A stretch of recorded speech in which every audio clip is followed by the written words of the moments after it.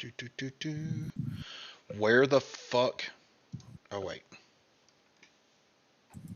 Because it's not open. Never mind. Jesus Christ. I hate this fucking program sometimes. Like, literally nothing has changed, and it moved everything on the fucking screen for you. Sit how you're going to sit through the podcast.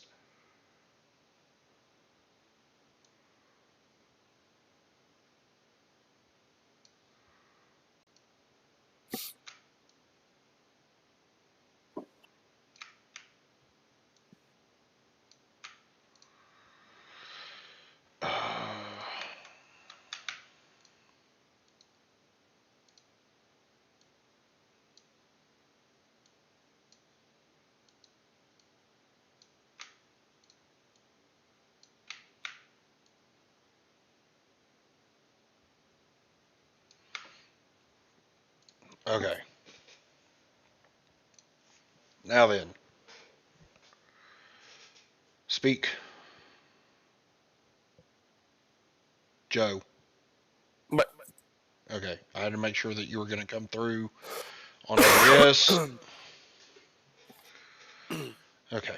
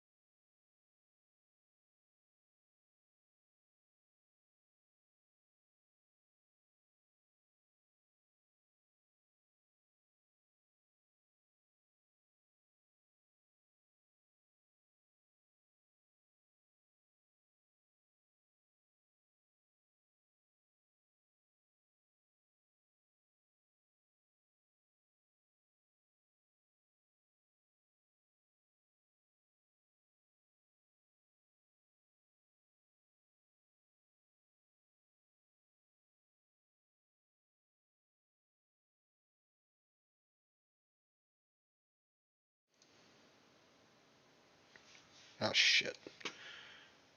President Pop gives a horrible press conference. A Russian invasion of Ukraine is imminent, and judicial nominee Dale Ho is blasted for prior anti-conservative statements. All this and more tonight on Embers of Liberty.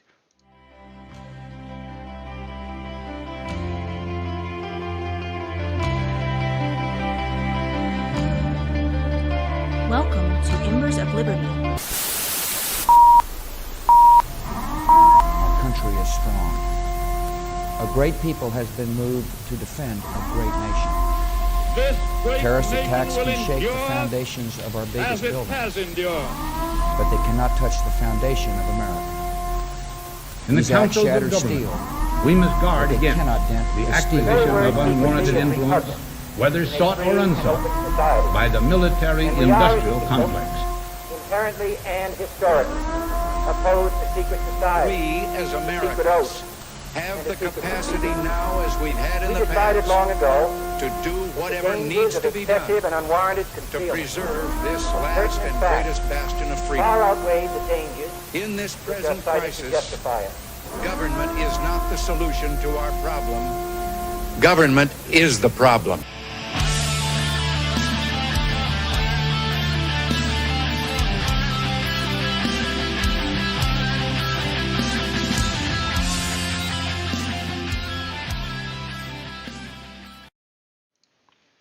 Welcome back to Embers of Liberty, where we are remote because Joe has the Rona. I got the Rona. Yep. It's been pretty rough from what I hear. But Well- not terrible. It Tuesday night was rough. That makes sense. Yeah. So this is different. We're speaking through Discord tonight, and I've got the audio coming into OBS. So hopefully it flows the same way that we normally do. But honestly, I've had a myriad of technical difficulties tonight already, and I don't know how it's going to go because I'm running the stream from my computer at home tonight. So we'll just. I mean, so far everything looks pretty decent. It seems like it's okay so far. But let's you've had COVID all week, so that's pretty much your weekly rundown. Cody's not here because, well, I don't know. I don't know why Cody's not here, but it's okay He's because, going to his brother's house. well, I mean, either way, it's fine because we're remote and everything else. So, I think. I- Hold on 1 second. what do you think? So I'm listening to the live on the. I went over there real quick, and I sound really loud, and you sound like you need to be louder. Well, I don't Just think take- it's possible for me to be louder. I've got it as high as it will go Oh well. for me. All right then. Never mind. So there's that. But I mean, it's not like super bad. Like it's just. but I mean, it's not like. no, it's figured- fine. I popped it up so that I could see how it sounds. That's good. It's fine. So, Yeah. I'm not going yeah, to we're ask good. how your week was because everybody at your house has COVID. So that's Yeah, we had the Rona. And you know what's weird? I got this little strawberry bubbly, right? yep. And like it kind of tastes or smells like feet, Well, that and would not be in a because good way. it's a strawberry bubbly. So, anywho, What are you drinking over there? sweet tea. Oh, we were drinking out of a craft beer glass. I was wondering. Yeah, no. I don't have regular glasses really, because it's just me. So like I've got mugs and beer glasses, so I drink everything out of Right. beer glasses pretty much. So as far as my week goes, I went to work for 3 days because we were off for MLK Day, and worked out every day. Tomorrow's my rest day, so I won't be working out tomorrow. But you know, it was a good week, and Good. I'm ready to talk some freedom things. So let's talk freedom things. Okay, so first things first. President Pop Pop gave the worst press conference I think I've ever heard in my entire life. And that's saying a lot because it was real bad. And I don't know why he said the things that he said, but I do have the old video of it pretty much condensed a 2 hour long press conference into like 4 minutes and hit the big spots. But he basically gave Ukraine over to Russia. You know, he pretty much said, yeah, Putin, do whatever you want to do. I don't care. And Whatever you want to do, man. yeah, I mean, Whatever you want me to do. that's basically what he said though, and it's disgusting. Like I don't understand why you would pretty much shit on your entire country and then be like, we're not going to do anything about minor incursion.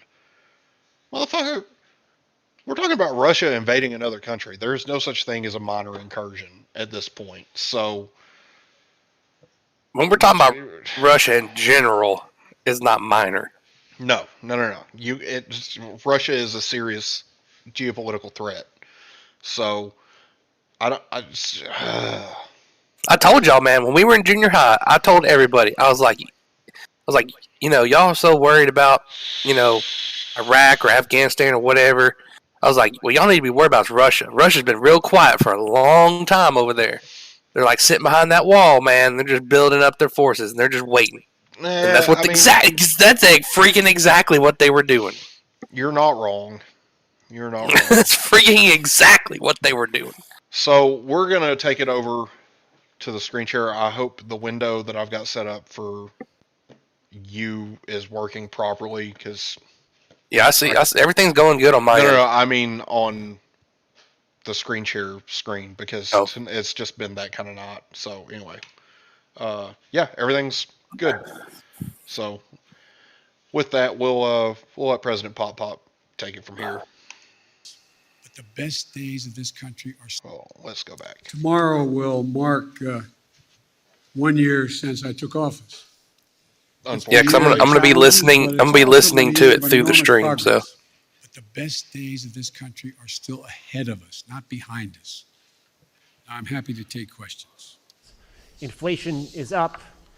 Your signature domestic legislation is stalled in Congress. In a few hours from now, the Senate, an effort in the Senate to deal with voting rights and voting reform legislation is going to fail. COVID-19 is still taking the lives of 1,500 Americans every day, and the nation's divisions are just as raw as they were a year ago. Did you overpromise to the American public what you could achieve in your first year in office? I didn't overpromise, but I think if you take a look at what we've been able to do, you'd have to acknowledge we made enormous progress. But one of the things that I think is something that, one thing I haven't been able to do so far is get my Republican friends to get in the game of making things better in this country. You mentioned your Republican colleagues, but right now your top two legislative priorities, your social spending package and voting rights legislation, are stalled, blocked by your own party after months of negotiation. You are only guaranteed control of Washington for 1 more year before the midterms. Do you need to be more realistic and scale down these priorities in order to get something passed? We knew all along that a lot of this was going to be an uphill fight. And one of the ways to do this is to make sure we make the contrast as clear as we can. And one of the things that I think is we're going to have to do is just make the case. I don't think there's anything unrealistic about what we're asking. I'm not asking for castles in the sky. I'm asking for practical things the American people have been asking for a long time. Is there anything that you are confident you can get signed into law before the midterm elections? Yes, I'm confident we can get pieces, big chunks of the Build Back Better law signed into law. Given how ineffective sanctions have been in deterring Putin in the past, why should the threat of new sanctions give him pause? Well, because he's never seen sanctions like the ones I promised will be imposed if he moves. The Senate Minority Leader Mitch McConnell said that the midterm elections are going to be a report card on your progress on inflation, border security, and standing up to Russia. Do you think that that's a fair way to look at it? I think report cards can look pretty good if that's where we're at. But look, the idea that Mitch has been very clear. He's going to do anything to prevent Biden from being a success.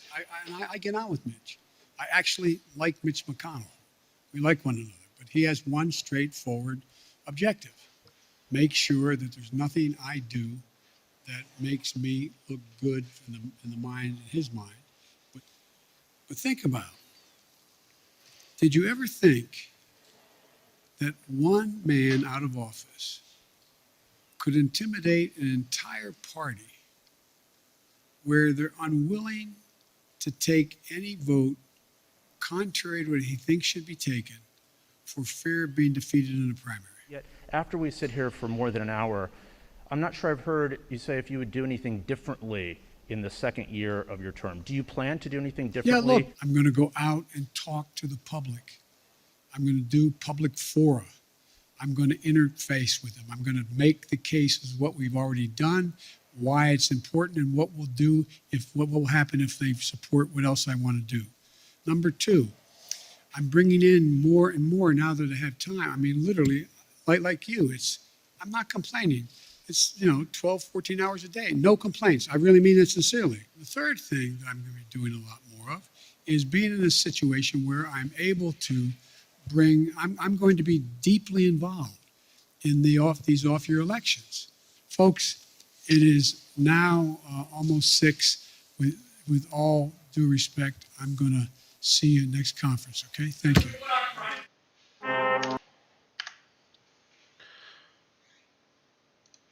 So, let me know when you're done, Joe. Mic is up. It finished, sorry. I just noticed that.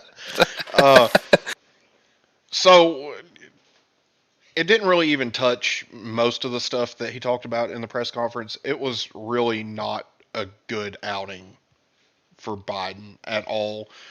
There was a lot more in it, but the sanctions like he's never seen against Russia, I don't think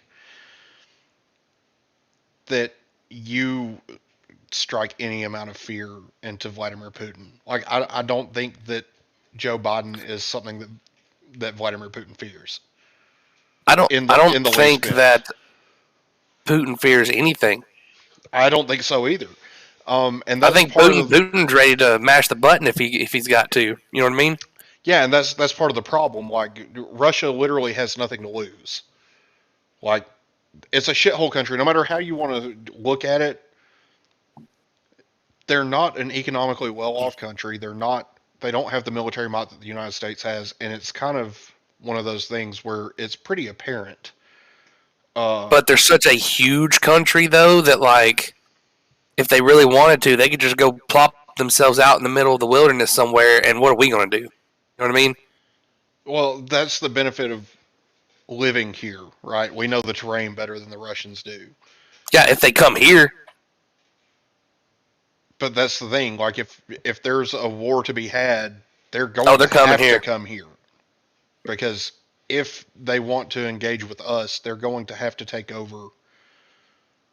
Which means y'all better get ready, boys and girls, because all y'all going to be fighting in a war. I mean, I hope that it doesn't come to that. I hope that Russia kind of backs off, but I don't see it happening, especially given that it's pretty much given that Russia's about to invade Ukraine. And then you've got the other stuff that he said in this press conference, like his report card. He thinks it would look good. On what metric does anything that you've done look good? Inflation's at a 40-year high. Your vax mandate is dead. Your voter rights legislation is dead. Because there's no voter rights to be had in any of that legislation. Kirsten Sinema and Joe Manchin have made it clear that they're not going to nuke the filibuster in order to get that done. And you just keep going. You keep doubling and tripling down on all the shit that nobody wants. I don't understand how it can be a good thing for the country. What, like war with Russia? Is that what he's saying? Like war with Russia would be a good thing, or No. I'm talking about the other stuff in what he's doing now. Like his report card as far as his presidency goes. Oh. You know, all of these things all of his legislative agenda is dead. Like, you're not getting any of it. You're not going to get parts of Build Back Better unless you use budget reconciliation. You're not getting a lot of the other stuff that you promised. You've done a shit job with COVID. The 40-year high in inflation.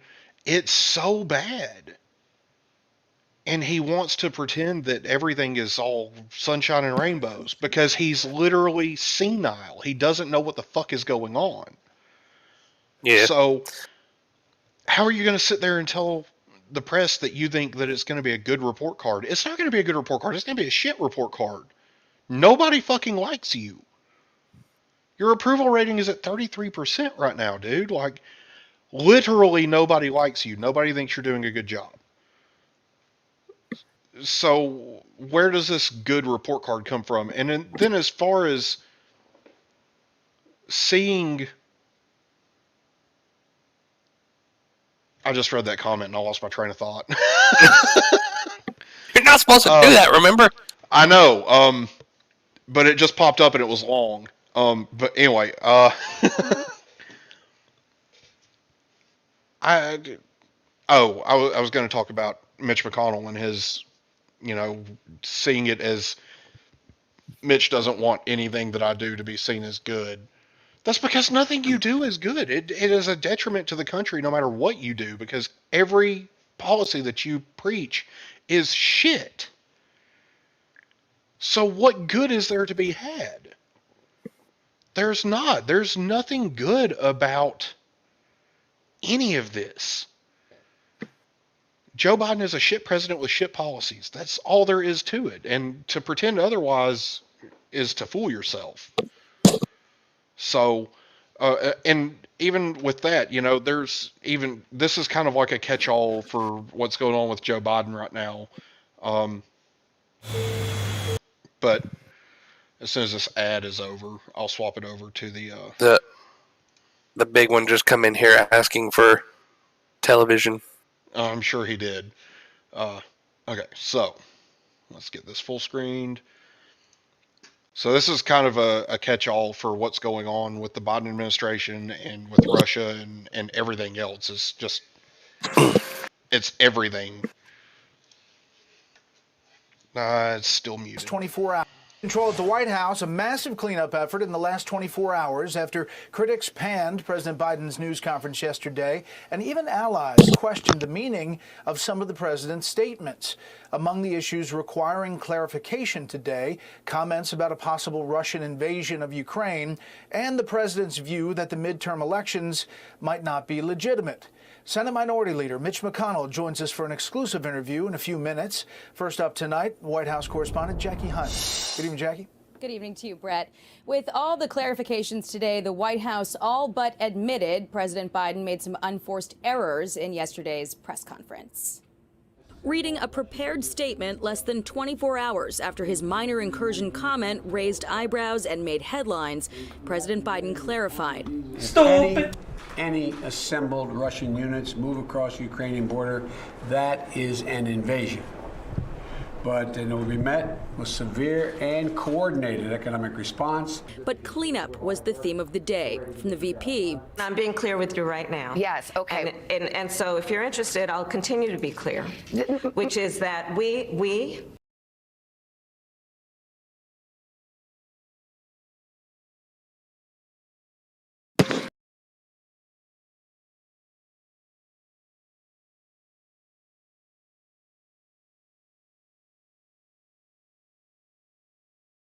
I can't hear you.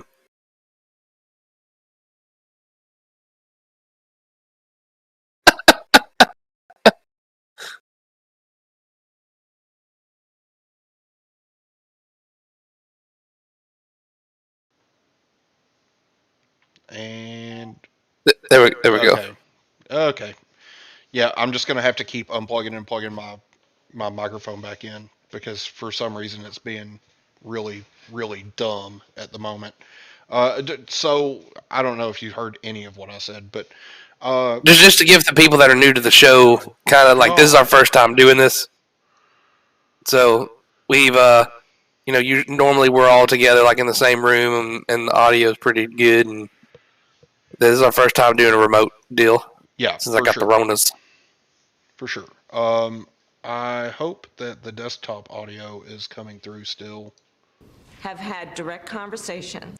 I feel like Brandon's been here before. I feel like he has too. Let me get this over here. And then, okay. So, I wasn't muted. My microphone is just being really dumb tonight. And it's done this before, so I don't know what I've got to do.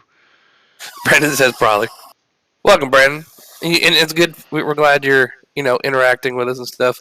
We don't have a lot of people tonight. I wish we did because we can show off our, our remote broadcasting. I mean, it's their loss. Probst will be here soon enough. I'm sure. I'm sure he will. Show up at some point, but so basically, he'll smell my disease, and he'll be like, I must go take advantage of his weakness. Yeah. But basically, what I was saying was the way that Kamala Harris speaks to people is disgusting. Like, I cannot stand listening to her talk to reporters at all because of the way that she talks to people. I can't stand to hear her talk at period. Just like when she opens her mouth, you just know that she's going to talk down to you. That's true, but she's rude and she's condescending to people who are just doing their jobs. And like even at the very beginning of this, where she says, I'm being clear, and if you're interested, I'll continue to be clear. Yeah, fuck you. All you're gonna do is lie. That's all this is. So we'll let this continue. Through various levels of diplomacy with Putin. To the press secretary. But you had to go on Fox News to clarify. I was already planning to go on Fox News. Looking forward to it, in fact. Members of Congress responding to this bleak forecast. My guess is he will move in. Pushing for proactive deterrence, like sanctions now over the troop buildup. Why are you waiting on Putin to make the first move, sir? Shouldn't the threat of an... So if you missed that, he literally said, "What a stupid question." Like, don't be a fucking asshole, Joe. You're fucking stupid. That's not the reporter's fault. That's your fault. Like, it's not. He literally said, "What a stupid question." Yes. So it's I hate this administration. I absolutely hate this administration. It's Mick. Mick's here. Yep. Welcome, Mick. Mick is my gamer buddy. Hope you enjoy our. He's been here before. Our remote setup. So, anyway, I'm gonna need you to be on top of it, Joe, and tell me if my mic goes out again, because I will have it. I will enjoy it too. I don't have it up. Well, I do now, but it's hard to have it up because I can't see anything. I'm so ready for World War III. Oh Lord.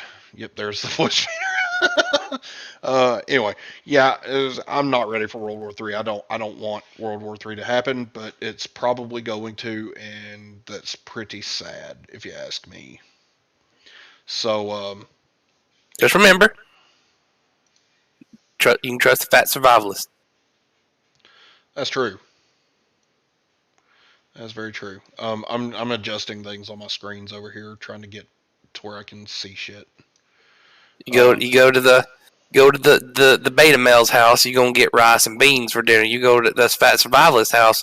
You getting fresh chicken out of the chicken coop with marinated with fresh rosemary and with a side of spinach, and it'd be real good. Do you like it? Yeah. Anyway. Brandon says, real question, do the folks that voted for Biden even like this administration? I've actually talked to some people that don't. Well, they voted for him and they're disappointed. So 77% of America doesn't approve of the Biden administration. So that would be a no. Yeah, that's what we were just talking about, like right at the So beginning about his approval rating at what 30-something%. 33. Yep. Yep. 33% Yeah. approval rating. I don't think anybody likes him, and the ones that do like him are stupid, and they're communists, and communists are not people. Aren't people? I keep Which is seeing people why on on TikTok going, "Well, Biden's bad, but Trump was worse." And I'm like, I don't I'm know pretty about sure I that. had more money in my wallet under Trump. Just saying. Yeah. So, Yeah. anyway, we're going to continue this. We're just going to let this finish out because it's only got like a minute left. It's the sack. Invasion also carry serious economic. Well, I just referred to Treasury sanctions we announced this morning. It's important to remember who the aggressor is here. The aggressor is Russia and Putin. Also under a microscope, the president's suggestion the midterms could be illegitimate if voting rights bills don't pass. He absolutely is not predicting that the 2022 elections would be illegitimate. The point he was making is that the former president asked a number of states, 7 or more in fact, to overturn the outcome of the election. The fallout from Biden's year one presser punctuated by yet another devastating poll. The Associated Press finding a majority of Americans disapprove of Biden's job performance, 56 to 43%. And tomorrow, the president will address the U.S. Conference of Mayors as multiple big cities are struggling with rising crime. Today, the White House refused to weigh in on district attorneys coming under fire for being soft on prosecution or downgrading crimes, but affirmed the president's support for law enforcement. Brett? Hey, Sean Hannity here. Hey, click here to subscribe to Fox. Okay. So. Yeah. The simple fact of the matter is that Joe the world Biden is still on fire. Yeah, well, yeah. I mean, that's not going to change in a week. But the simple fact of the matter is that Joe Biden did indeed imply that the elections would not be legitimate if he didn't get a complete federal overhaul of elections, which is unconstitutional. And yeah, that's basically where we're at. You know, it's mind-boggling how anybody could sit there and say that they approve of the job that Joe Biden has done. It doesn't make any sense at all. And frankly, I'm fucking sick of it. I'm tired of everything Joe Biden. So, you know, I don't understand how anybody could think that he's a good president. Because he's just not. I'm just ready for it to burn. Yep. Yep, me too. But again, you know, I have that hope that maybe it won't have to. That it will get better. And it just doesn't seem like it's going to. It doesn't feel that way at all anymore. And it's just annoying. It's infuriating, it's annoying, and I fucking hate this place. Are embers supposed to still be dingly, or are they supposed to be moving around? Because they're not. They are supposed to be moving around. I guess it's... there they go. Yeah, Never mind. I They hit were the frozen. play button. Let me make sure that they're on... Yeah, they're on loop. So, anyway, I don't know. I mean, we're still working the bugs out of all this stuff. Stoke the fire, Justin. It's going out. Hey, listen, man. I stoked it. Okay, I poked it, and it's back. Okay. I'll fart in a little bit. Mick says that it's a violation of federalism, and Brandon counters him with, to be fair, federalism as it's defined and federalism how we practice it are two different things, which is a good I'll be honest point. with you, I'm not too savvy on federalism. Well, federalism is basically that powers not given to the federal government in the Constitution fall to the states, which is the literal text of the Constitution. It gives all the power not defined to the states, and that's how it but should when they be. but when they vote most of the power to the dang federal government, what are you Well, gonna do? it's not even that. It's that over the course of the last 50 years or so, the legislature has basically abandoned their legislative authority and given it over to the president, which is not how it's supposed to work. You can't legislate as the commander in chief. That is not your role, which is why executive orders are unconstitutional, right? So in the Constitution, it gives no authority to the president to just make law. Right. Nor should it, because honestly, it's just not the way that this country was designed to work. And to literally just give away the power to legislate is despicable in my personal view. We elect you to go write laws on our behalf, and it just that's not how it's working. The way it's working now is that the lobbyists and the corporations are basically writing the laws, giving them to the senators, and the corrupt Democrats and Republicans are being like, oh, "Okay, we'll pass this," and it's just not good for the nation. That's why everything's gone to shit. It's just one of those things. So let's. Oh, tonight's gonna be a cluster. I can already tell. It is. And that's fine. So anonymous. I actually completely missed most of what you're saying. So I'm sitting here, like reading. I know. Comment section. So Anonymous says America has been infiltrated, and what we are seeing is the end of America because the American patriots have become the enemy of the occupying government. The democracy we live in has not been a democracy. And it hasn't, but it's not supposed to be a true democracy either. That's why there's a 60-vote threshold in the Senate. You require a supermajority to pass legislation. That's how it's always been. That's how it should continue to be. That's why Kirsten Sinema and Joe Manchin have blatantly said, I'm not nuking the filibuster. It keeps getting worse, though. But I have this feeling that because they can't pass their Freedom to Cheat Act in Congress, that the 2022 midterms are going to be a complete rout.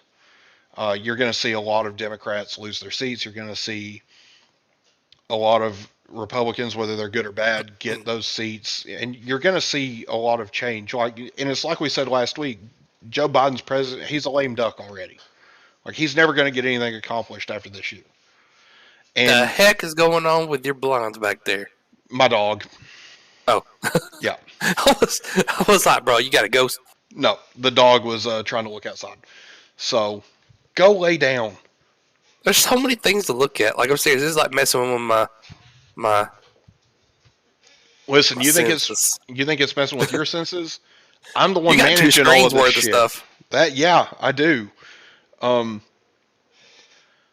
So, cameraman, there's a movie called Joe's Apartment.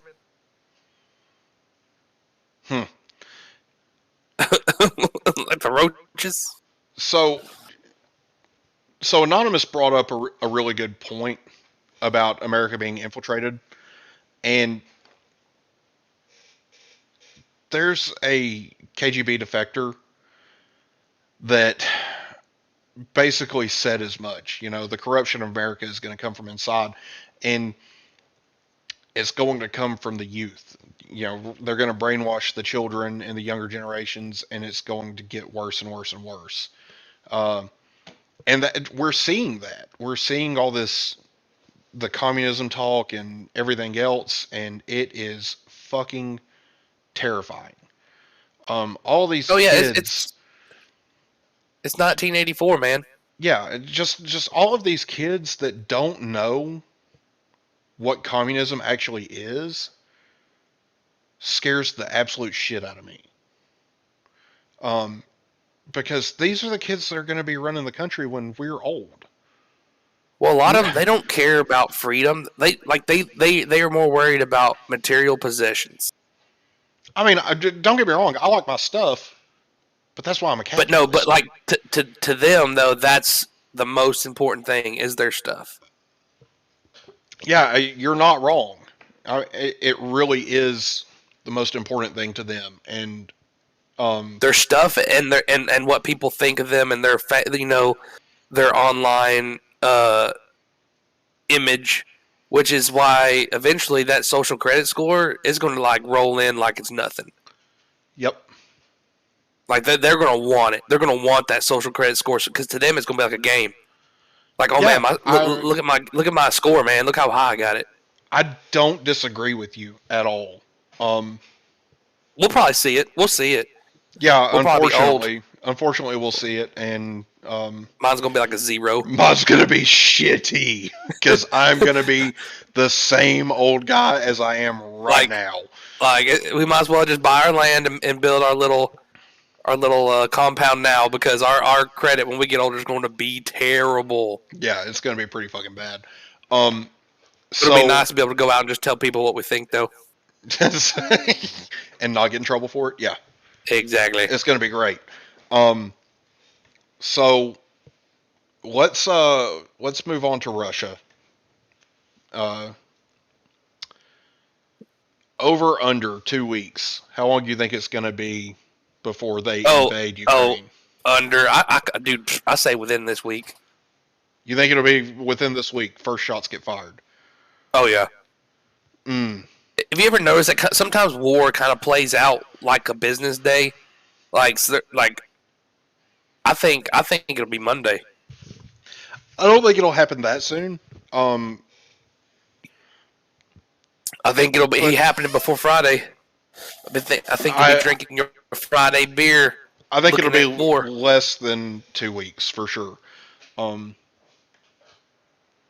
But I'm really curious as to what the actual United States response is going to be. And granted, I don't believe that we should get involved in any of this shit because we are not world police.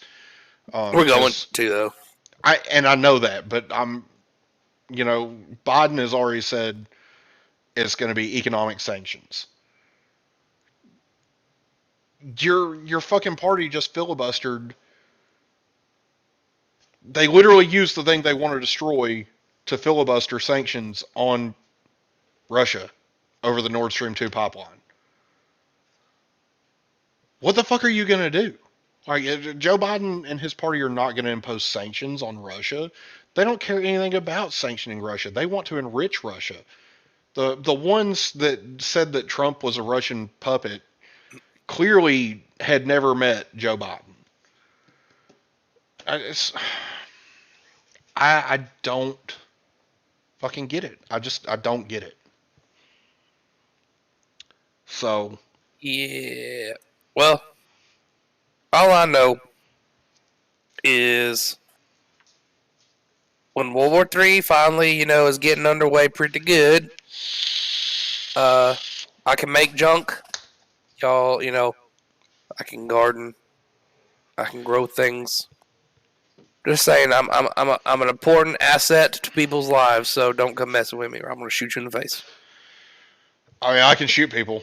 That's, I'd be a handy asset. Oh, and if that junk's going down, they're not going to be calling the cops. Like, I'm shooting you in the face, and I probably won't even bury you. I'll probably just go throw you in a woodpile and burn you. Well, that got morbid quickly. So, I do have another video for ye old Russia things, so let's go to that. Muted, damn it. With President Biden's comments. Well, the Ukrainians right, themselves Cody. weren't happy with President Biden's Listen, comments. dude, I'm not used to President doing all of Zelensky this. had a pointed tweet today saying, quote, there are no minor incursions, just as there are no minor casualties. CBS's Holly Williams is in Ukraine, where tensions are reaching a critical level. It's bigger than a conflict between two countries. It's bigger than Russia and NATO. With new satellite images showing the roughly 100,000 Russian troops massed on Ukraine's border, in Berlin today, the Secretary of State promised a swift, severe response if Russia invades. It may seem like a distant regional dispute or yet another example of Russian bullying. But at stake, again, are principles that have made the world safer. Russia claims it's threatened by aggression from the West, and it's demanding security guarantees to defuse this crisis, including a ban on Ukraine joining NATO. That's something the US says it will never agree to. Russia says it has no plans to invade Ukraine, while some believe Russia's President Vladimir Putin is playing a high-stakes game of brinkmanship, ratcheting up tensions to extract concessions from the US and its allies. But in Ukraine's capital, Kyiv, they're prepared for a Russian attack with renovated bomb shelters like this one. And they're already fighting a Russian-backed rebellion in the country's east, a conflict raging for over 7 years that's killed more than 14,000 people. We were in the trenches this month with Ukrainian forces, trained and equipped by the US. They're in little doubt about Russia's intentions. A very big possibility. A very big possibility that the Russians will invade. Yes, yes. The US has now authorized its allies here in Europe to transfer American-made anti-tank and anti-aircraft weapons to Ukraine. Secretary Blinken will meet with Russia's foreign minister tomorrow in Geneva. Nora. Those weapons are a big deal. Holly Williams, thank you.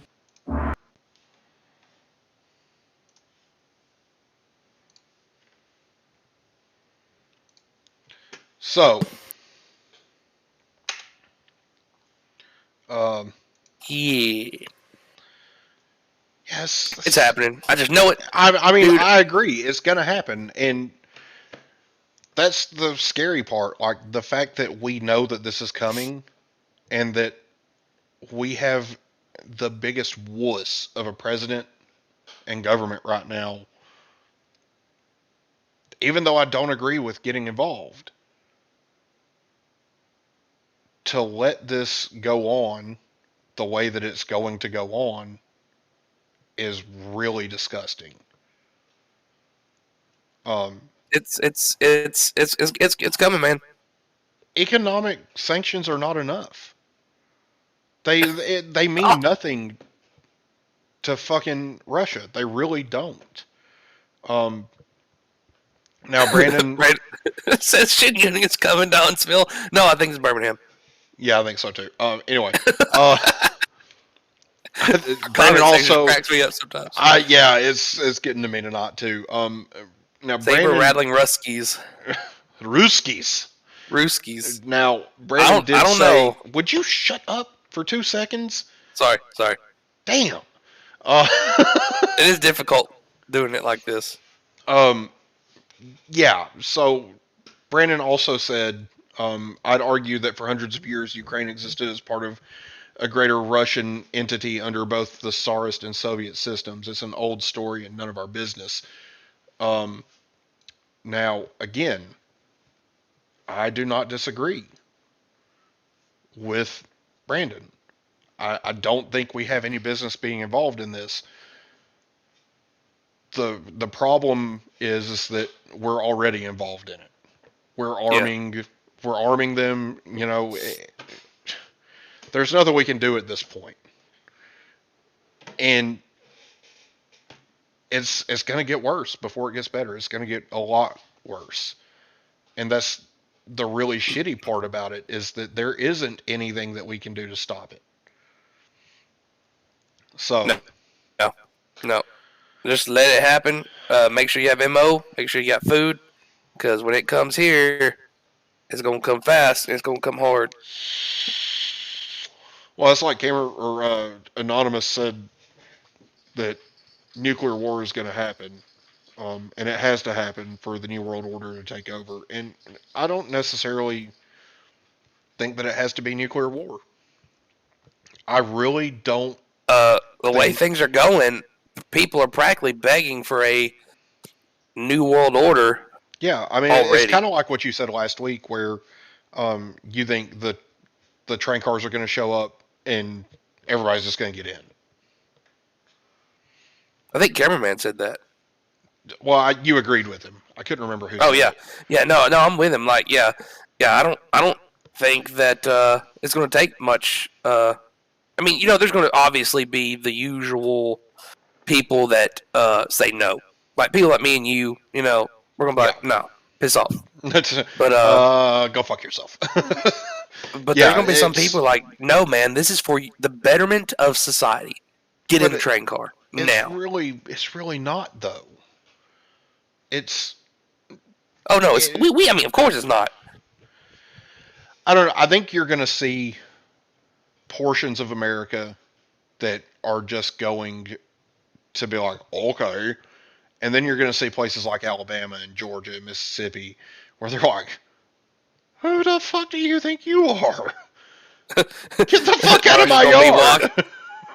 Russia's going to be walking through the woods, and all of a sudden you're going to hear, now, now, now, now. Some bullets are falling. Made away the flag. It's going to be interesting to see what happens for sure. Now, Chase said, I think it'll be cyber infrastructure meltdown before nuclear option, and which I think will ultimately lead to. But I think that could ultimately lead to the nuclear part. Yeah, because that too is why that's what scares me about nuclear power is the cyber side of it. What do you mean nuclear power? Are you talking like power plants, or are you talking? Yes. Well, so there's so many fail safes in nuclear power plants now because of things like Chernobyl and 3 Mile Island.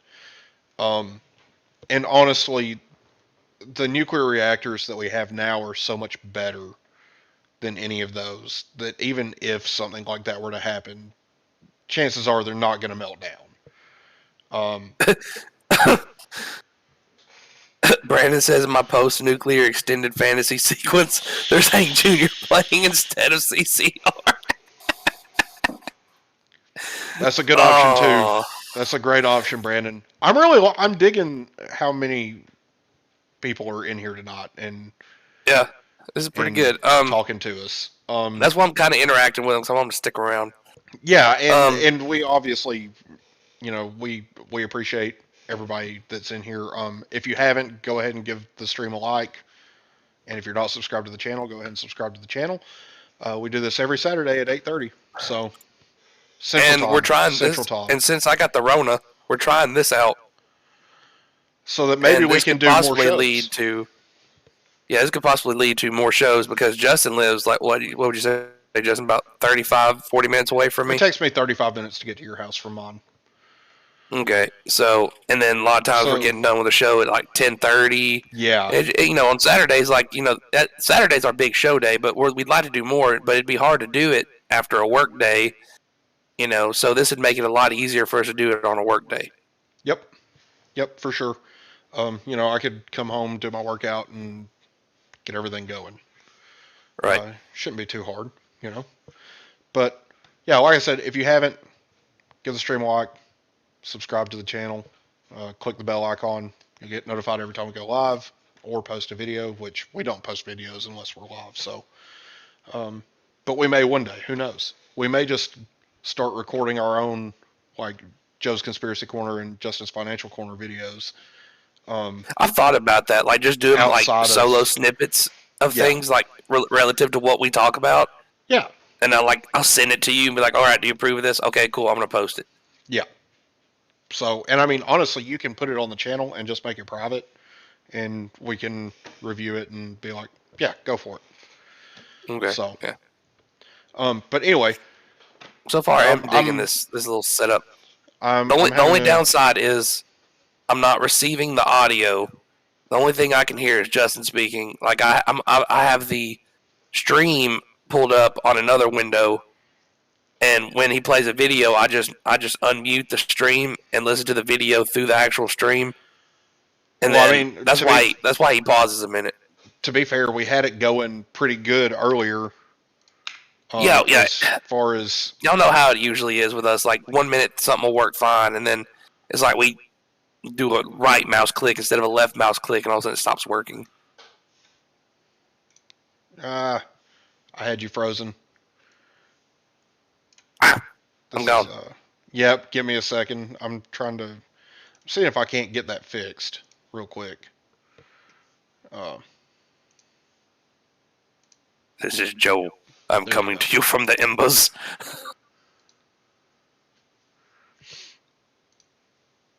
Okay. Let's see.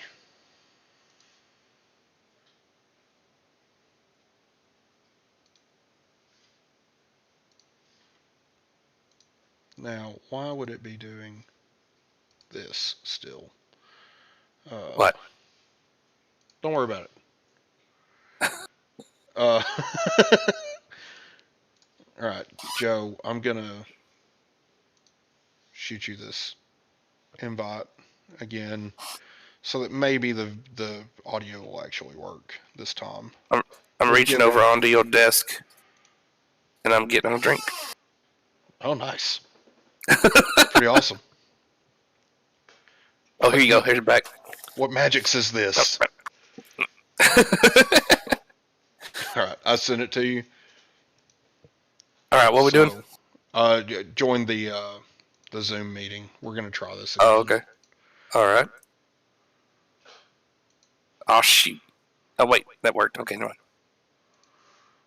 Join without video. Let me in your door. I'll let you in. So, let's see. Share computer audio. Okay. Okie doke. Now, here's the thing. Okay, maybe that'll work.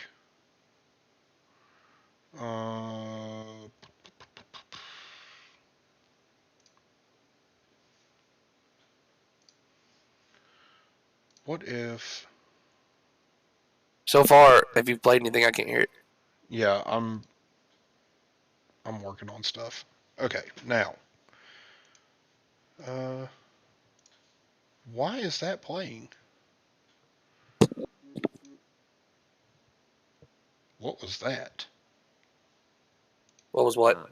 Mr. Chairman, I want to Can you hear that? The comments of Senator Lee about Dale Ho. You know. Yes, I can actually hear that. Okay. But I can also hear myself. Great. See, that's what the issue was, I think. Dun, dun, dun, dun, dun.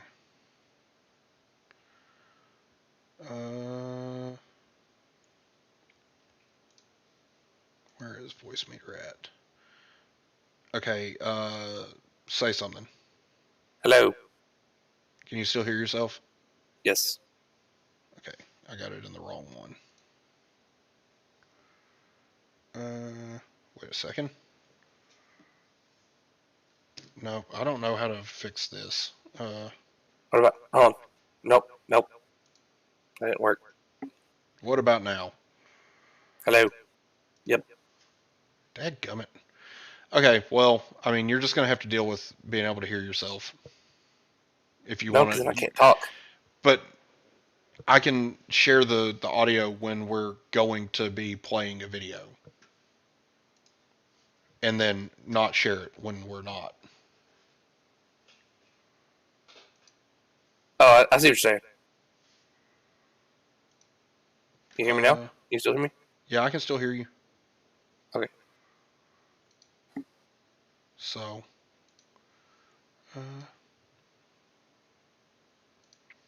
anywho. Okay, so back to the meat of things. Because we need to, Yeah, we got an hour? Yep, we got an And hour. I feel like the COVID shits are coming. knocking on my back door. Yes. Okay, so I mean we may go a little shorter tonight, just because of my COVID shits. The COVID and all that stuff. Yeah, I think we'll. Is it safe to say that we can just skip conspiracy corner and financial corner tonight? Yeah. Yeah. Okay. So okay, let's just go ahead and get through this then, and we'll just do a shorter podcast tonight. Let's see, where are we with the comments? Kind of died down a little bit. So Anonymous says a one world government is a tyrannical government. If you think it's bad now, it'll only get worse. And he's right. The one world government will be a extremely tyrannical government, and it's going to be a straight up bad time. Let's see. Anonymous also says, is it only apparent to me that Joe Biden is not in charge? No, I'm pretty sure everybody knows that Joe Biden is not in charge. Even I think it was Jen Psaki said President Obama several times when she was trying to say President Biden. And Mick, you're going to have to enlighten me about this lab monkey escaping in Pennsylvania. Hey, you know what? I need to know. I may have to go wrestle with the COVID shits for a minute. Hey, if you need to, go for it. I'm gonna play this video. I'm just saying, like you can go check out the lab monkey escaping. Yeah, okay. Let's and then if I don't have to worry about the COVID shits no more, we can go on to conspiracy corner and all that stuff. So yeah, it's up to you. I'll be as quick as I can. All right, dude. I'll be here. So, okay, Mick, I'm looking this up because I needs to know.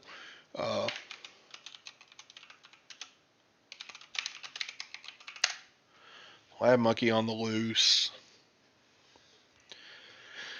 Oh my God. A test monkey is on the lam after a truck carrying 100 apes to a laboratory crashed. The truck driver en route to Florida crashed into a dump truck on Friday outside of Danville, Pennsylvania. 4 crab-eating macaques seized the opportunity to escape, and as of Sunday, 1 was still at large. Wow. Let's see. State trooper said, there is still 1 monkey unaccounted for, but we are asking that no one attempt to look for or capture the animal. Anyone who sees or locates the monkey is asked not to approach, attempt to catch, or come in contact with the monkey. Please call 911 immediately.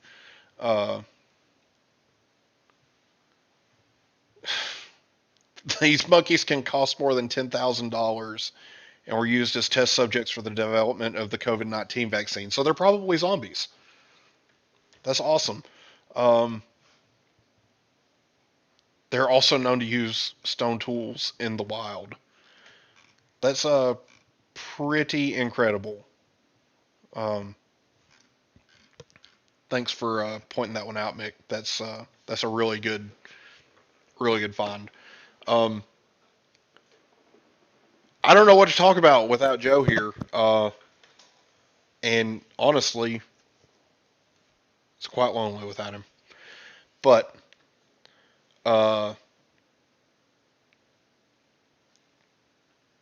yeah, thanks, Mick. Really appreciate it. Okay. We are going to go ahead and start this next video just because I don't know how long Joe's going to be gone, and we can do this without him. It's a 10-minute video, so it's better than nothing. Mr. Chairman, I want to echo the comments of Senator Lee about Dale Ho. You know, Senator Lee went That's why we're through friends, Mick. erudite constitutional history of this country, laying out the problems with Mr. Ho. I'm going to talk about something more fundamental. Everyone in this committee knows the sorts of people that should be judges. We know the temperament that we expect of judges. And everyone. So to give a little background, this judicial nominee has in the past made some really anti-conservative statements, things that should not be present in a judge's bias, things that would make it definitely impossible to hold an opinion or to come to a ruling that is impartial. So the fact that the Biden administration continues to appoint these extreme leftist judges is pretty scary. This is a judicial nominee for the state of New York.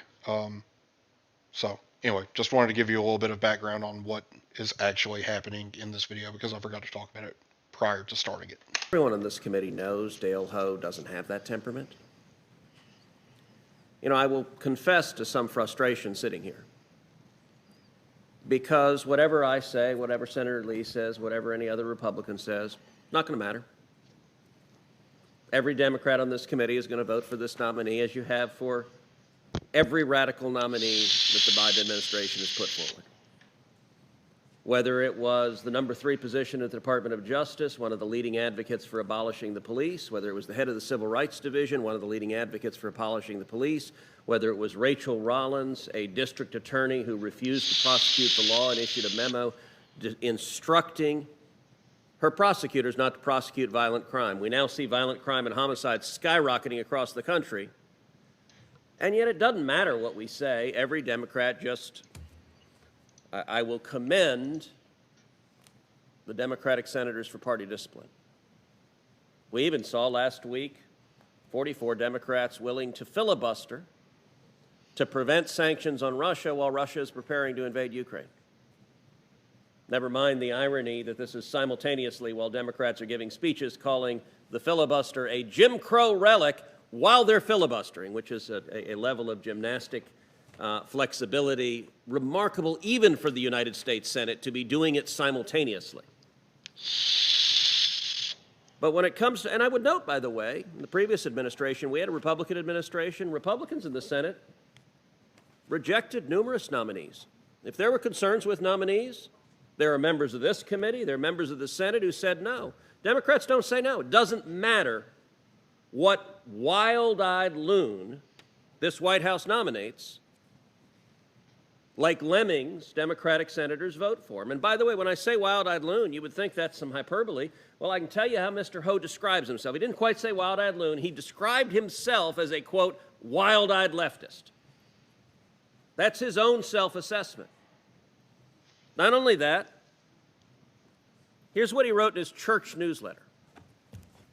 Quote, Dale, do you do what you do because you... The administration wants to ban us from owning AR-15s just handed over 3... You want to help people. That'd be good. Or because you hate conservatives. And here's his answer. Anger can in fact be a tremendous source of power. No! Now I want you to pretend for a second that you're a New Yorker who's a conservative. They do actually exist. They may be in witness protection, but they do actually exist. You're a conservative in New York, and you find yourself in Judge Ho's courtroom, someone who describes himself, he writes in his church newspaper how much he hates conservatives. Are you going to get a fair shake? Nope. Look, the Senate is a place where the shoe is always on the other foot. Turnabout's fair play. I'm just going to ask Democrats here to think for a second how you would feel if a Republican president nominated someone to be a judge who describes his motivation is that he hates liberals. How would you feel if you appeared as a lawyer in a courtroom of a judge who says, I hate liberals, and not only that, that anger is his source of motivation? Would you expect a fair shake? You know, all of us have known lawyers who want to be judges. We've all known lawyers who've spent years hoping to be a judge, trying to build the kind of career where they could be nominated to be a judge. That's not Mr. Ho. Mr. Ho, in the last 2 years, has managed to personally insult on Twitter Senator Blackburn, Senator Cotton, Senator Hawley, Senator Lee, and Senator Cornyn. I have to admit, I feel kind of offended that I got left out of his insults. Apparently, I'm not doing my job well enough. I don't know of another nominee to this committee who has gone out of his way to personally insult as many members of this committee. That's extraordinary. You know what that isn't? That isn't a lawyer who's hoping to be a judge, who's trying to live a careful life, who's trying to be buttoned down, who's trying to avoid the sorts of things that are bad to confirmation. And you know what? The frustrating thing as I say this is not a Democrat on this committee cares at all. In just a few minutes, you're all like Pravda going to go, yeah. And the turnaround, there'll be another Republican president. And just wait and see. I hope it doesn't happen. But you may see a judicial nominee who's personally insulted and ridiculed 3, 4, 5, 6 Democratic members of this committee by name just a year or two before they were nominated. Will that piss you off? It should. I actually would hope the Republicans on this committee would show enough dedication to principle to exercise advise and consent. I don't understand why Democrats don't do that. Look, Republicans in the Senate are very proud of the judges that were nominated and confirmed to the court. But when there were people who were concerned, everyone in this committee remembers John Kennedy's withering cross-examination of the poor fellow in this committee, that it will be taught in confirmation schools 100 years from now not to go through that. Is there even one Democrat willing to say to anyone, how about the guy that describes himself as a wild-eyed leftist who is motivated by his hatred for conservatives and demonstrates it by going out of his way to insult multiple conservatives on this committee? That'd be a good place to start. I promise you won't be excluded from the Democratic Club when you go party at night. But the Senate has to have an actual independent voice and not be a rubber stamp for radicals.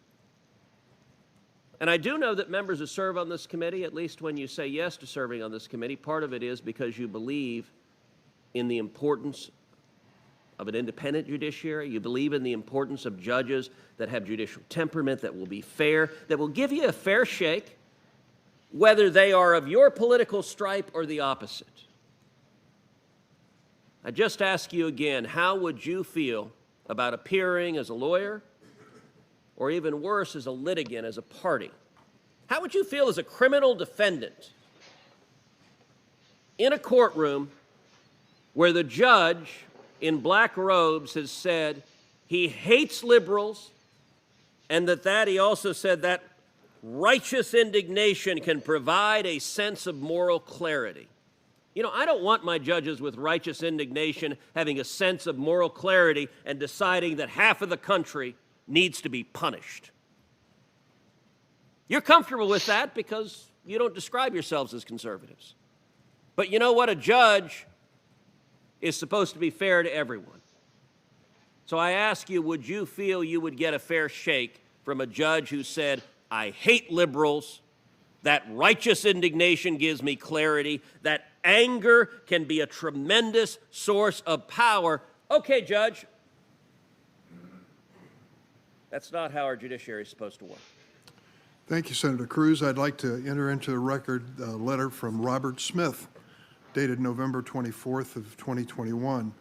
Mr. Smith, in that letter, describes himself as a man who served as judge of the New York Court of Appeals, the state's highest court, from 2004 to 2014. Dale Ho was my clerk, he writes, in 2006 and 2007, and we've remained in touch since then. Mr. Smith says, I was appointed to the bench by a Republican governor and often considered a conservative judge. And he writes, Dale Ho, as his career path makes clear, has strong progressive convictions. This could easily have made for some tension in our chambers, but it did not. not because Dale was shy in expressing his views, but because he knew how to do so appropriately and respectfully.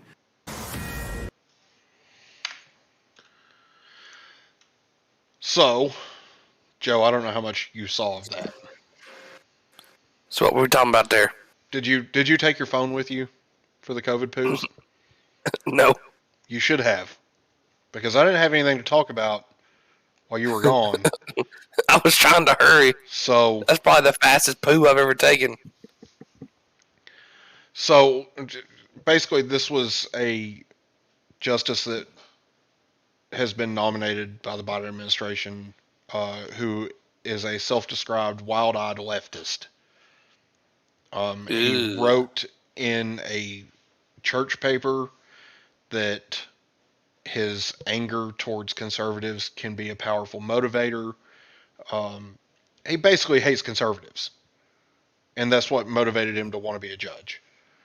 And it's extremely dangerous. I mean, I would not want to appear in front of a judge who hates my guts because I believe different than him.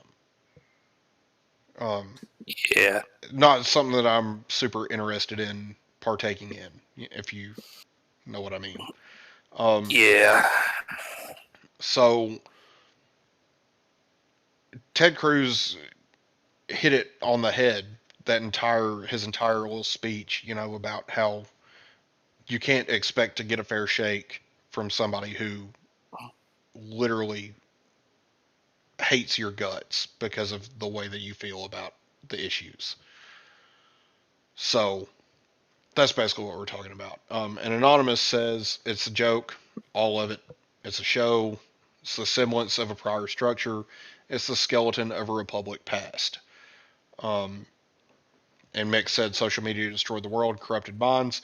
That nominee also went out of his way to blatantly attack several members of that Judiciary Committee who are conservative by name on Twitter. So this guy does not deserve any amount of power. He's kind of like Joe Biden, who really, Joe Biden is a moderate Democrat. The problem is that the Democrat Party keeps going further and further left. And Joe Biden is right in the middle of where the Democrat Party is going. So he may be more moderate for a Democrat, but it's not moderate in the way that a lot of people would want it to be moderate. He's shifting to the left with the party. And it's dangerous. And we're seeing that. We're seeing all of it, and it gets worse and worse and worse as it goes on. Mick also asks how you poop without the YouTube. I normally don't, but this time I did. It was lonely. Yep. And actually, most of the time I TikTok while I poop. That's why y'all get so many TikTok videos from me, because I poop a lot. Yeah. We do get a lot of TikToks from you. Look, I've tried. Okay, so my TikTok thing, I've tried to get it to where at least I'm sending you good quality stuff. Like, I'm not just sending you like. I still don't watch like 90%. Like, I almost guarantee you, any of them that I send you, or either one, you're gonna be like, "Dang, that's actually really good." Like it would be related to our show, or it's going to be extremely funny. Most of the time, I'm in the middle of something when you send TikToks, so I don't watch them. And I forget by the time I'm not in the middle of something. So, sorry, man. I don't know, but all of this stuff, it just it leads me to the whole so much unity from Ben Shapiro. So much unity in this country right now, and it's getting worse. The great uniter, as Joe Biden was supposed to be, has done a real shit job of uniting people. So, he's united about as much as my poo just did. Pretty loose, huh? It was. That's why it went so quickly. It was not like there was not like there was a lot holding it in. Yeah. So, with that, last week we touched on the Texas synagogue standoff. So, kind of wanted to give a little bit more clarity about what happened there. The FBI had a really tone deaf response to this shooting, or not shooting, but to this hostage situation. So it was a Muslim extremist who was demanding the release of Lady Al Qaeda, I think is what her name was. I can't remember what they called her, but they called her Lady something. Who, you know, is in prison for attempting to murder U.S. service members. And that was one of the lists of demands, or one of the things on his list of demands in order to release the hostages. That guy's dead. He's from Britain. He had an illegally purchased firearm because, you know, he got to America and bought it from an individual. And as a non-American citizen, you're not supposed to do that. You're not supposed to have firearms to begin with. Right. So basically, as a Muslim extremist, he targeted a synagogue for a very specific reason. Right? It's basically a hate crime. But they don't want to say that. They don't want to say that it was motivated by anti-Jewish sentiment. They didn't want to say any of that. They just kind of swept it under the rug. Mick said it was mostly peaceful. So, you know, the thing is like, whether or not the FBI killed him or he killed himself is unclear. I haven't heard one way or the other. But he took 4 hostages. He got into the synagogue by posing as a homeless man. So he took advantage of the good nature of this Jewish community, right? And then, you know, took them hostage with a gun. So, real piece of shit. And hope you enjoy those 72 gay computer nerds. Yep. Yep.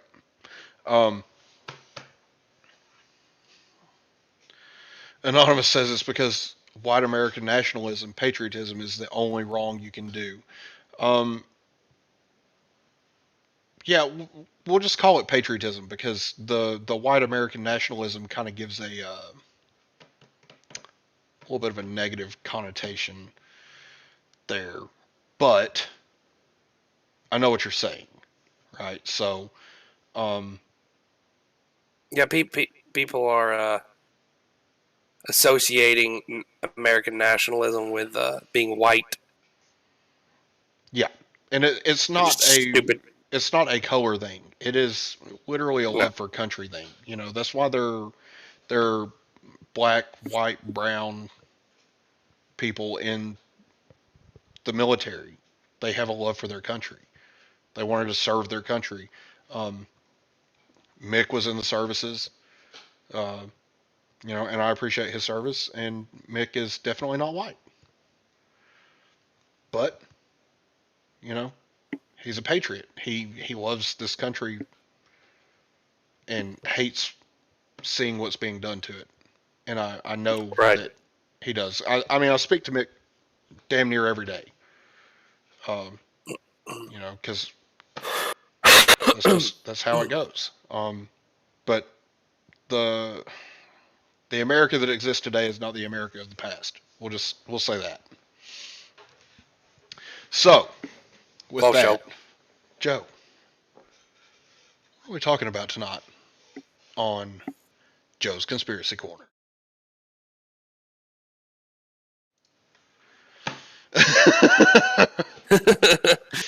We are talking about the young. Oh, hold on. Wait. You can't really see that. It's just on your face. Dang it. You gotta hit the green and then flash. There we go. There you go.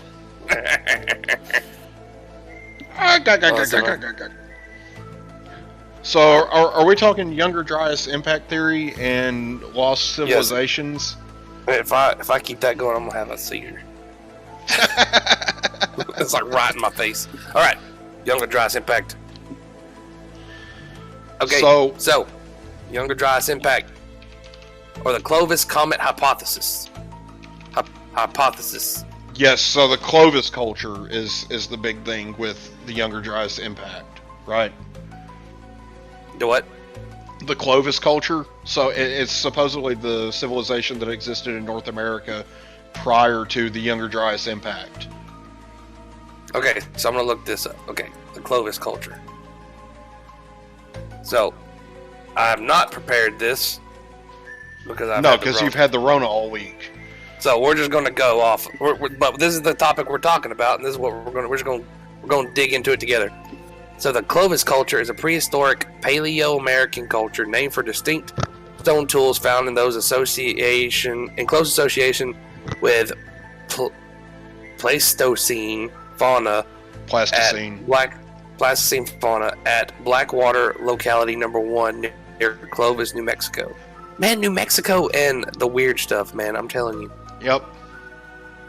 Clovis people are considered to be the ancestors of most of the indigenous peoples of the Americas.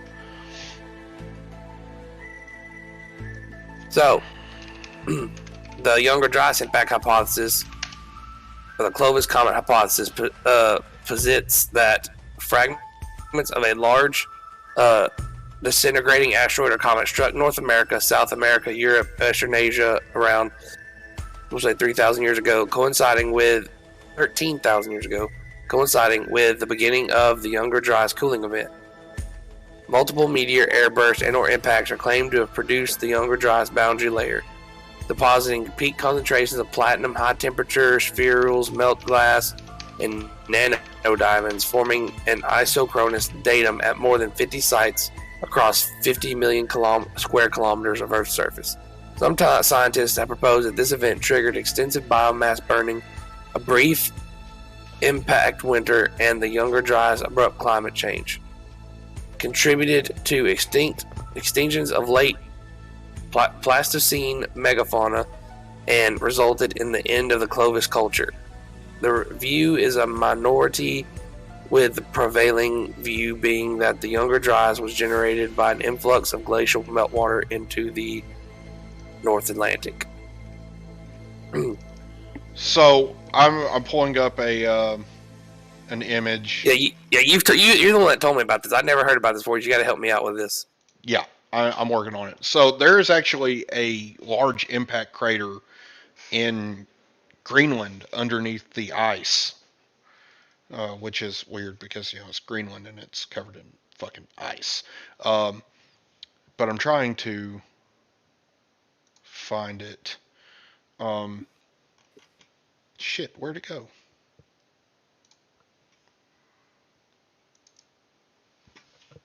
No, I want to see the damn...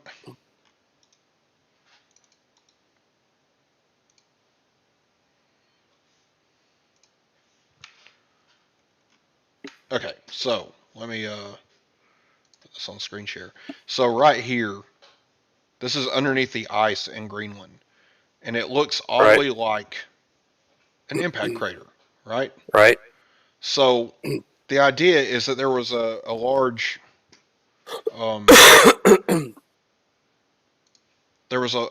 bombardment of comets at the end of the Pleistocene while the planet was warming, and it shoved the planet back into a rapid cooling, right? The idea is also that this impact is where the great flood myths of most religions came from. It triggered massive tsunamis, basically, that basically wiped everything out. The idea is even that Atlantis was wiped out by the Younger Dryas impact. So the main idea with this is that there were advanced civilizations, not like technologically advanced, but heading in that direction when this bombardment happened. They didn't have computers and stuff, but they had technical machines made out of stone and wood that normally that time, that it was almost like they had their version of a apocalypse in a way. Right. So, I mean, and if you look, this is obviously, damn it, stop it. If you look at this, this is the ice sheet, and this is just a topographical map that's been done with LiDAR to see what the floor underneath the ice looks like. So all of this is covered in ice at the moment. But you have this giant crater-like thing, and there's more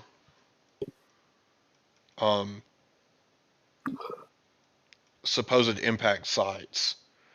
But I mean, like, even right here, this is the same. It's the same crater essentially, but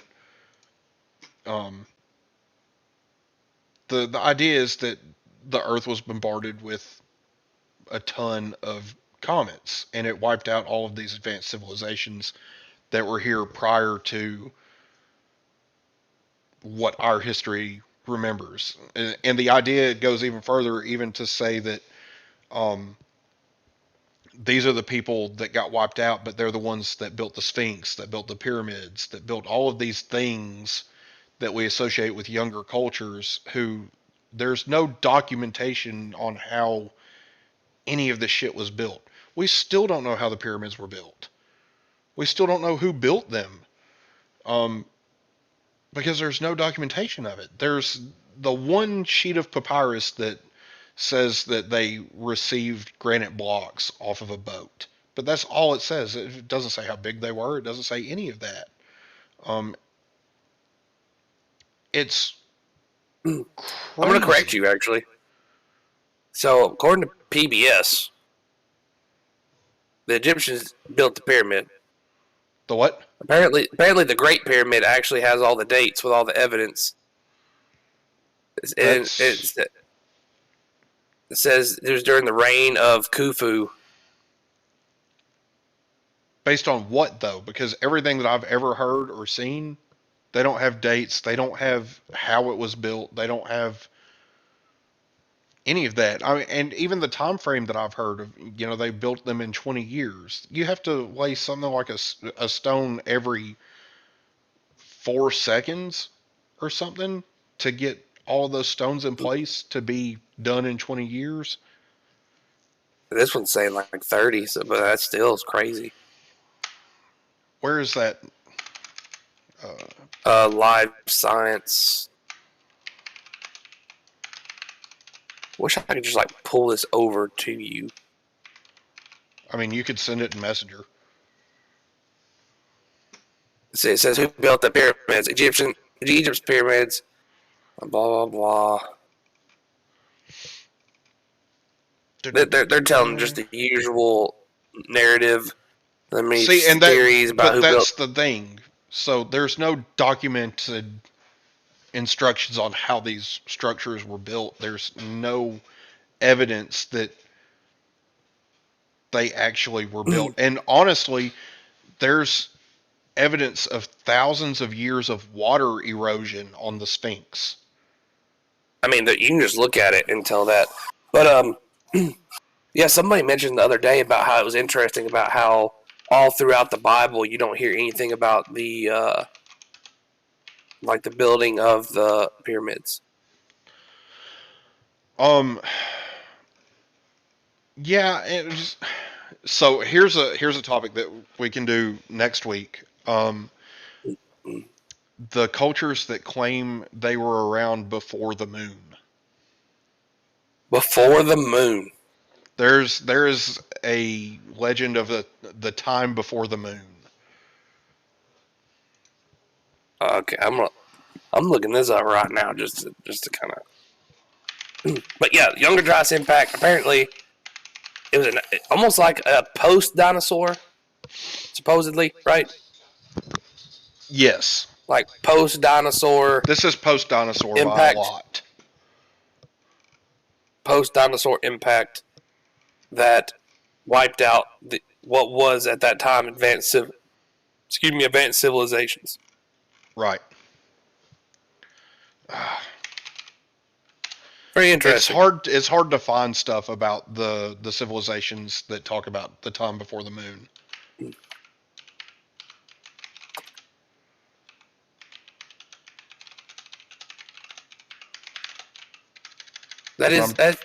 That's weird. There's a book called The Time Before the Moon. Yeah. It looks like it's probably about that.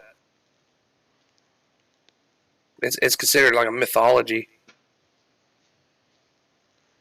So there's actually scripture, biblical scripture, Job 25:5 talks about the time before the moon. So I have it pulled up. I'm sending it over to you now. All I'm seeing from Job 25:5 is, "Behold, even to the moon, and it shineth not; yea, the stars are not pure in his sight." Well, I don't know. I don't know about that one. I don't know either. It was one of the things that I read while I was looking. We're getting a lot of Russian people or bots. We got another Russian guy? Yeah, I don't know who that is. And I honestly, it's whatever. Oh no! Don't type that junk in. Oh no, I'm not going to. I was like, well, what is Vom read earlier? Like if you go to the very first one. Yeah. Like I typed in Vom read in the search engine, right? And I clicked on the first one. Don't do that. Don't do that. Don't do it. Don't do it. Okay, so what about Psalm 72:5? Psalm 72:5.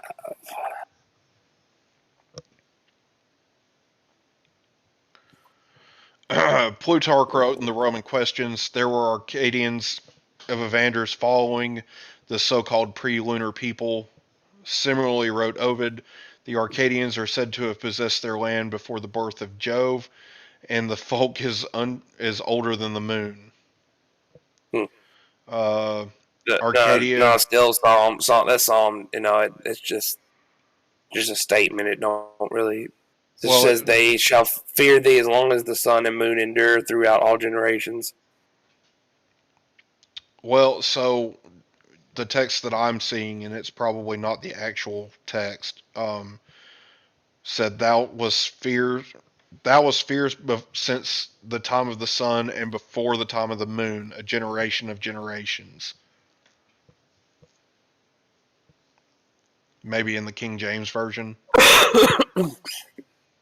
And who knows, man? I mean, maybe the late biblical text, Revelations had something on this, because there's some denominations now that claim that everything in Revelation has happened except for the return of Christ now.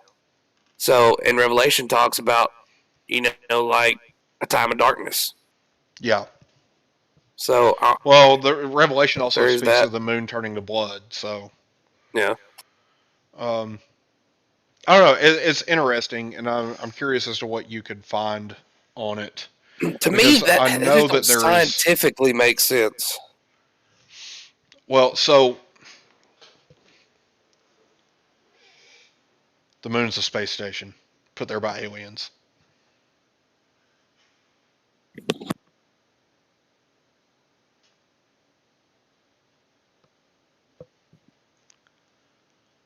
No. That's the argument, right? That's the argument. That's the argument. Like the ancient alien theory, where ancient civilization of aliens came and placed the moon there. They say that the moon rings. Like you can hit it and it like rings like a bell.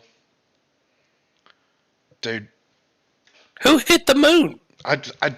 I'm just telling you what I've heard other people say.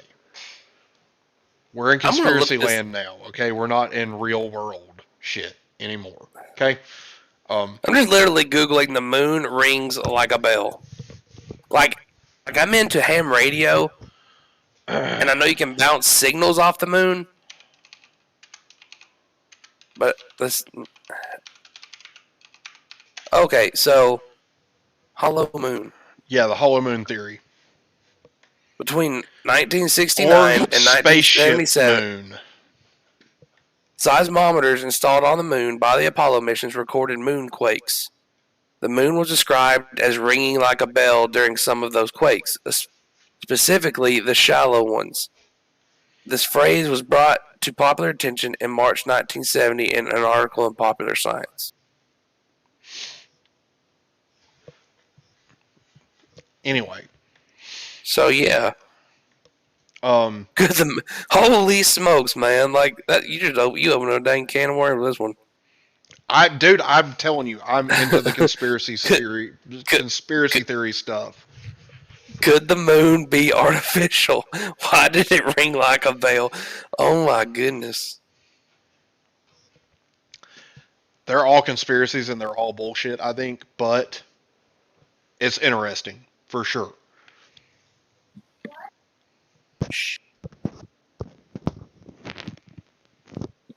He's back. I kind of figured.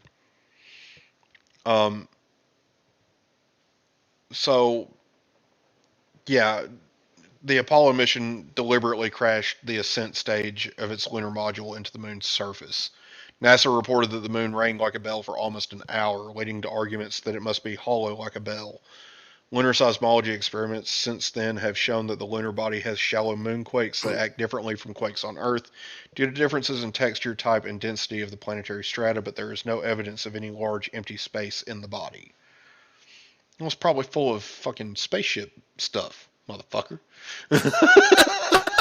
Dadgummit. No. It's fun to think about, though, right? So it's interesting. And that's the point of Joe's Conspiracy Corner, is for it to be interesting. The sad thing is that it should probably be called Justin's Conspiracy Corner, because I'm the one that knows all this shit. I've never even heard of this stuff. Yeah, I'm aware. I've known about this stuff for like years. Like, this is kind of crazy, I'm not going to lie. Never heard of this.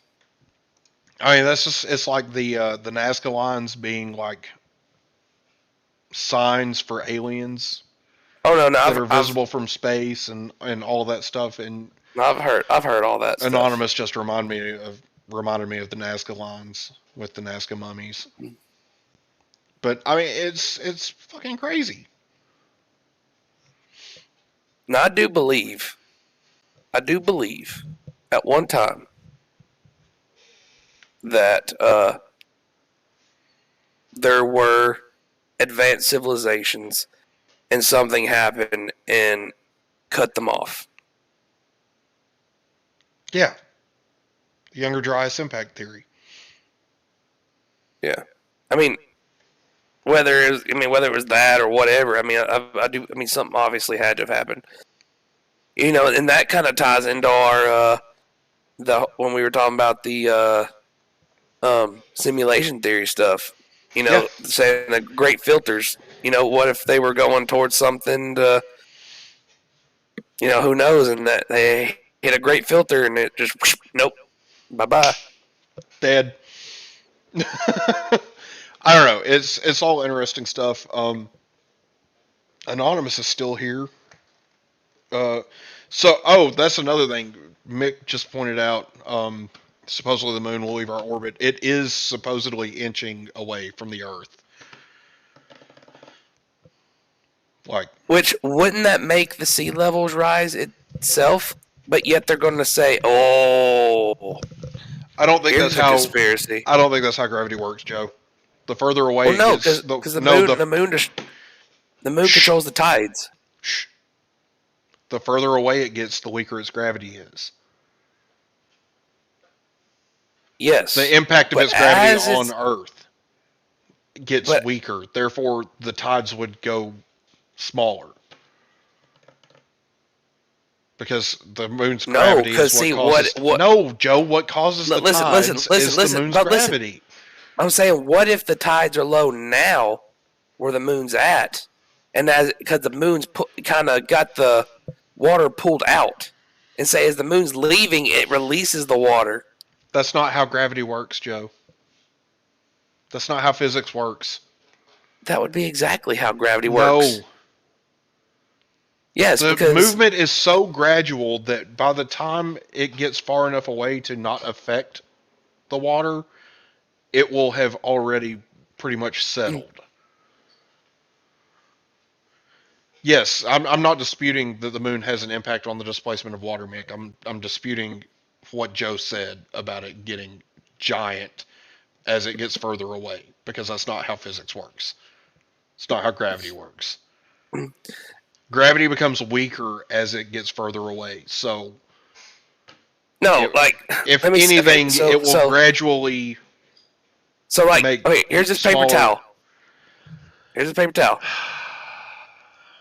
Okay. See, it's pulling, right? Mm-hmm. The moon is pulling the water right now. It's because it's close. But as it's leaving, it's going to let go, and the water is going to start fanning out more because it's going to because the water is not flat. Like it pulls it a little bit up, away, out. Mm-hmm. And as the moon leaves, the water will be let go, and it'll start to fan back out. No, because the gravity will so gradually get smaller that by the time the moon is far enough away to have no impact, the water will have already been still. No, that's what I'm saying. But over time, they'll say, "Oh, this damn you, Mick!" Because of no, I mean, yeah, it'll happen gradually. I'm not saying that all of a sudden it's going to be. That's exactly what you were just saying, though. No. I'm saying that the sea level rising. They're saying it's because of climate change, right? What if it's because of the moon? It's not because of the moon. The sea level. Oh my God! I think we're about done. We're done with Joe's conspiracy corner because I don't have anything for Justin's financial corner right now. So because COVID's knocking again. Yeah. So let's just say bye and call it here. Okay. Sound like a plan? Because I'm done. I don't have anything else to talk about, and you've got a shit. So again. Sorry, guys. So anyway, I'm Justin, and I'm Joe. Tally ho, lads.